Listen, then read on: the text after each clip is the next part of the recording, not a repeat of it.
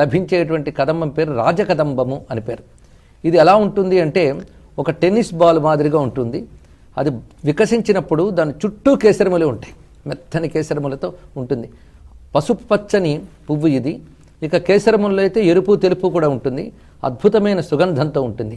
సూర్యగోళాన్ని వర్ణించేటప్పుడు పురాణాల్లో కదంబ కుసుమంలా ఉన్నాడు అని వర్ణిస్తారు. అంటే ఆ పచ్చగా ఉంటూ చుట్టూ కిరణాలు ఉండడం, దాన్ని బట్టి మనం రాజకదంబం దాని యొక్క ప్రత్యేకత. ఇది కాక ధూళి కదంబమును ప్రత్యేకమైన కదంబం ఉంది. అయితే ఇది శృంగేరిలో మాత్రమే ఉందని అంటూ ఉంటారు. ఇంకోటి భూకదంబం, ఇది చాలా అరుదు. ఈ విధంగా వివిధ కదంబాలు ఉన్నాయి. రాజకదంబం చాలా ప్రసిద్ధిగా ఉన్నది. ఏ కదంబమైనా చాలా శ్రేష్టమే. అమ్మవారు కదంబ వనవాసిని. కదంబంలో కమ్ అనే శబ్దము జలాన్ని తెలియజేస్తుంది.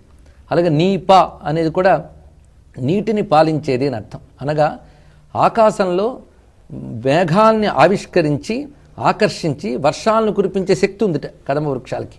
అందుకు కదంబ